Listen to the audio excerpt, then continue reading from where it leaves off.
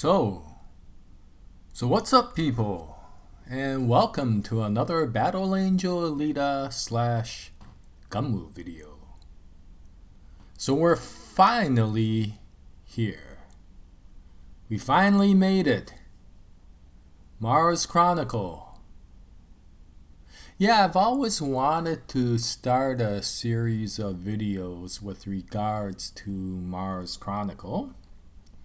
Mostly because of the fact that I wanted to ask many of you viewers out there who are so knowledgeable with this comic series a lot of questions with regards to Mars Chronicle. Now, as you know, Mars Chronicle is still ongoing. And as I've mentioned before, it's a relatively mysterious sort of story. It's not like the original series or Last Order, in that there's a lot of unanswered questions that come out in the beginning.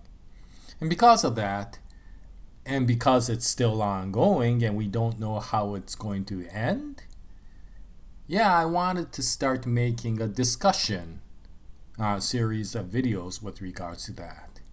And now that we've put aside a lot of the original series and a little bit of Last Order, I thought I would begin. And so, considering the fact that it's Mars Chronicle, many of you may find it amusing that the first topic that I do want to talk about is Venus. Right? What the heck is Alita doing in Venus?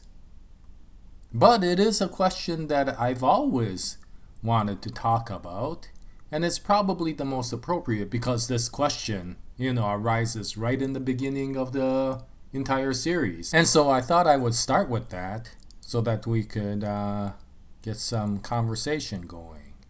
Now, before I begin, I do want to give my default spoiler alert.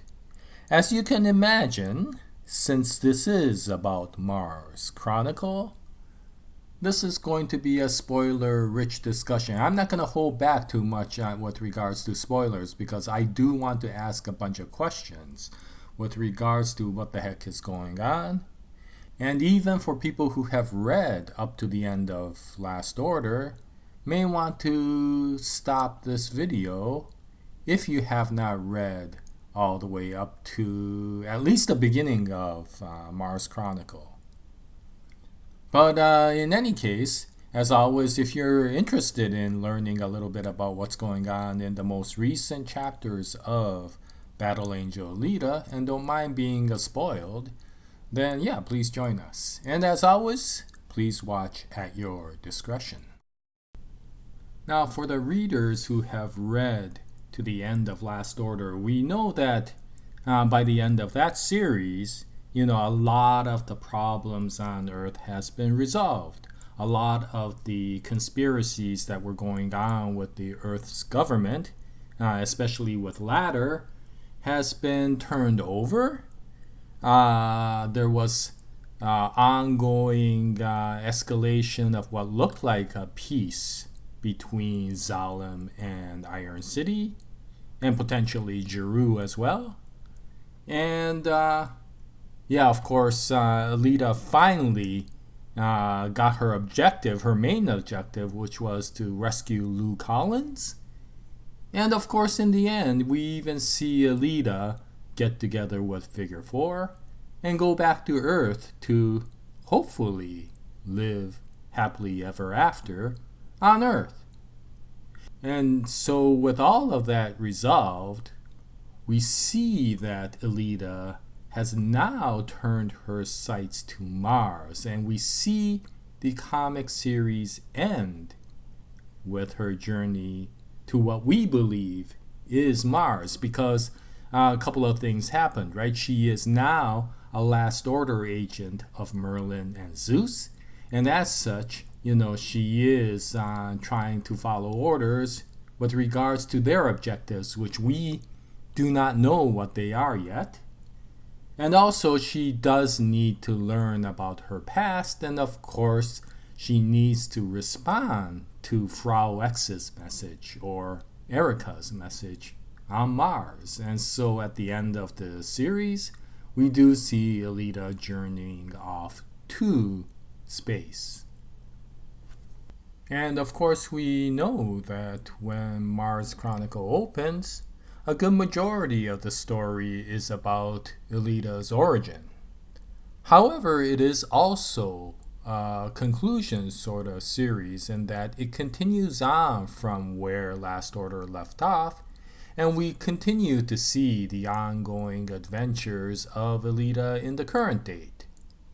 And what is interesting is when you first see Alita after Last Order is the scene that you see in this backdrop here where Alita is bringing flowers to some of her old childhood friends. I guess you could call them friends, classmates. They weren't particularly nice to Alita, but they were the closest things she had to childhood friends, I guess, at that time, at an orphanage. So what you feel is that she went off into space, and this immediately starts right where Last Order concludes. But as we keep on going, we find out that there has been 3 years that has passed since Last Order's ending and now.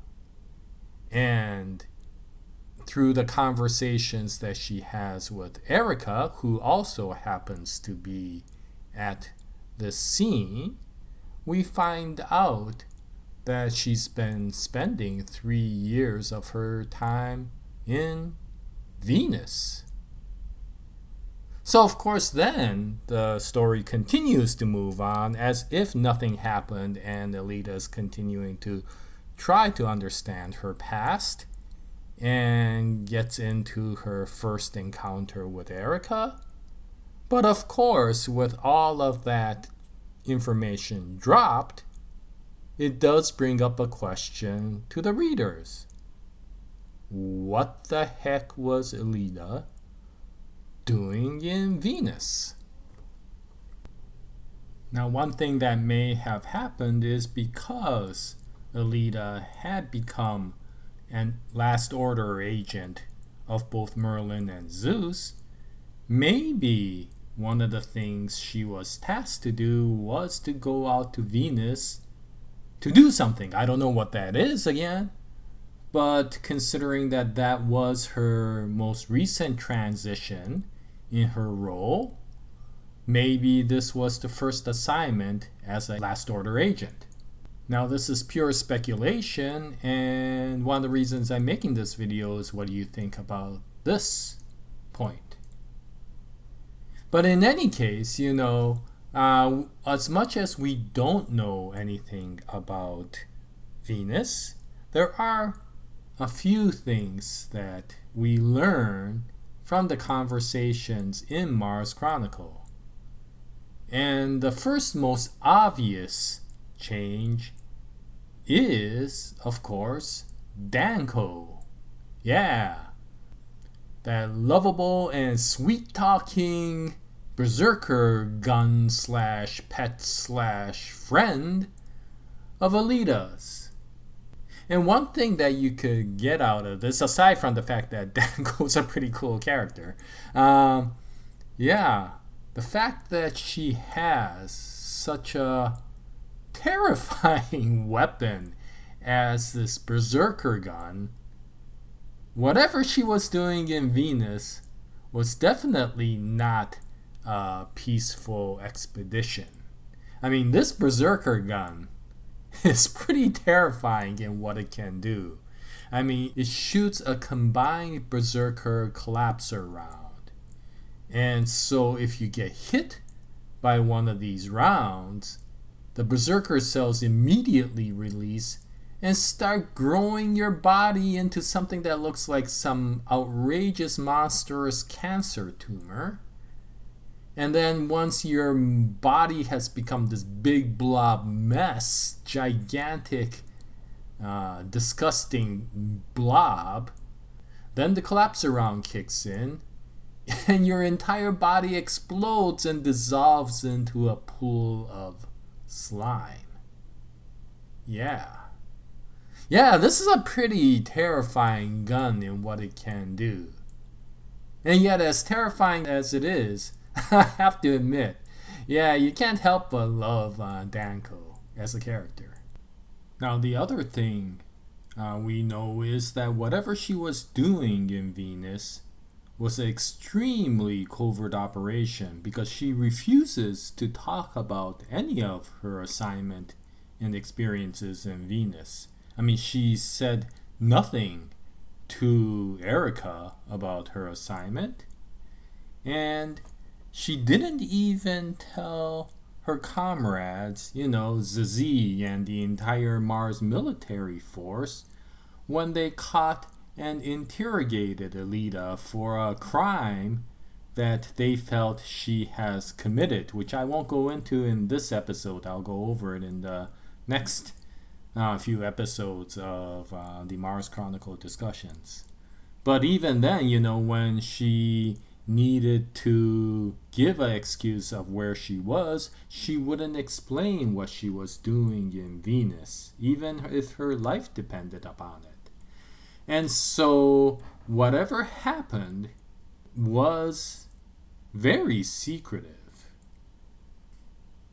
And finally, the one last clue that we see is that whatever happened in Venus seems to have nerfed her abilities. Now, if you recall, I mentioned in my Immortal Alita video that by the end of Last Order, Alita has become so overly powerful that I felt that she was, one of the most indestructible characters in the comic series. And yeah, I mean, whether it was her plasma skills, her Panzerkunst skills, or her, ability to control her Imaginos body, and with that wormhole power source, she was an outrageously powerful fighter. And then when she was able to fuse herself with both the Melchizedek as well as the Jovian computer network, that gave her unlimited, data networking capabilities and cyber capabilities. And you saw just how incredible her skills were and her control over her Imaginos body and her networking skills were when she performed one of the first assignments for Last Order, which was to save the Earth's inhabitants against the now falling Onion Frame, if you recall. The Onion Frame, for those of you who didn't read the Last Order comic, is the gigantic arena where the Zot Championship took place. And as one of the last-ditch efforts that Umbadi did, I think that was the case, this Onion Frame released itself from the city of Jeru and started on not a fall to Earth, that's right, it was a orbit or a flight to crash to the lunar colonies. And so in order to save the people of the lunar colonies, what Alita did is transferring her Imaginos capabilities of being able to manipulate and control matter and transmitting that out into the Onion Frame, she was able to create huge wings that redirected the Onion Frame away from the collision path with the lunar colonies. And you have to understand, this stadium was almost the same size as Jeru, and Jeru is about the same size as Zalem. So you can imagine just how big this stadium is. And so those wings must be around the order of maybe about 1 kilometer in size, maybe. And that thing must weigh several million tons. And yet Alita, just with her capabilities, was able to move that away.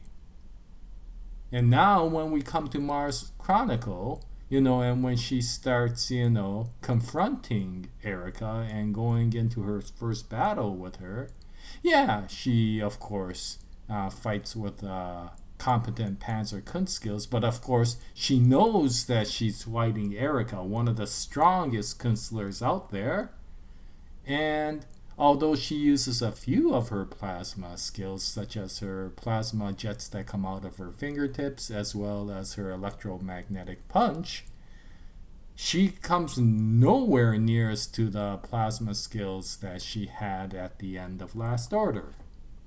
And because of this, it resulted in Erika giving Alita a serious beatdown. I mean, she was, tossing Alita around like a sack of potatoes. Yeah, and so considering the fact that she knew how lethal Erika's fighting skills were, and that Erika doesn't hold back and would be willing to kill Alita anytime, it was a very dangerous event to hold back on her skills against Erika. Now, we do find out later that she did hold back on her skills, because once Erika sliced her arm off, Alita went into her somewhat rage mode and gave Erika the beatdown. But neither one of them were fighting to their full potential, as we found out. But in any case, it just seemed that if you looked at the Alita who was fighting Erika versus the Alita who was fighting, for example, Toji at the end of Last Order, or the Alita that assisted Danfa in taking out the Sword of Damocles, I mean, what the heck happened? Where the heck did her power go? She wasn't using any of her plasma skills, nor her, advantages with her Imaginos body. And throughout this entire ordeal, she hasn't once connected with Zeus or Merlin. And of course, what we later find out during her conversation with Mui is that besides her advanced fighting skills, she couldn't even do some of her basic skills like healing herself, the body regeneration capability. And she comes out herself to mention that something's happened to her and she no longer has the capabilities that she used to have. Now, many of the readers have stated that this may be some sort of excuse that Yukito Kishiro is doing to create plot armor to tone down the skills of Alita, because after Last Order had completed, Yukito Kishiro may have realized just how powerful Alita had become, and maybe had to pull her skills back in order to create a halfway decent story without Alita being too Mary Sued. And so maybe that's the case, I'm not sure. But in any case, even if that is the reason the author decided to tone down Alita's skills, what happened in Venus that made her lose half of these skills? And was she still connected to Merlin and Zeus as an agent of the Last Order? And of course, there was a few indications that maybe somebody like Gurkt, the leader of the Einherjar, knew about what Alita was doing in Venus, considering the fact that he even knew that Alita was an agent of the Last Order. So he knew a lot more than Alita realized, and although he didn't say anything, he may already have been aware of the situation that Alita was in Venus. And for all we know, maybe she needed to go to Venus to prepare herself for Mars. I don't know. Maybe there was something that had to be acquired in Venus before she can take on the Einherjar, Erika, Gurkt, and all the others. And maybe we'll find out as we go along. I know whatever the conspiracy is, it's going seriously deep, because we saw, that it even went beyond the control of somebody as strong as Kyrula Sanguis. And of course, it even affected the Z, and the entire Mars Kingdom Parliament. And now that Supernova is getting dragged into this entire thing, this is going to become a really crazy ordeal, in my opinion. But in any case, yeah, that's what I wanted to bring up here, is what you thought about the situation that Alita mentioned, that she spent 3 years in Venus. Why? Why do you think Alita was in Venus? And if any of you have some good speculations with that and can provide it in the comment section below, then I would appreciate it. And with that, I will mention to anybody who doesn't want to get spoiled, please don't read the comment section because it might have a lot of spoiler explanation.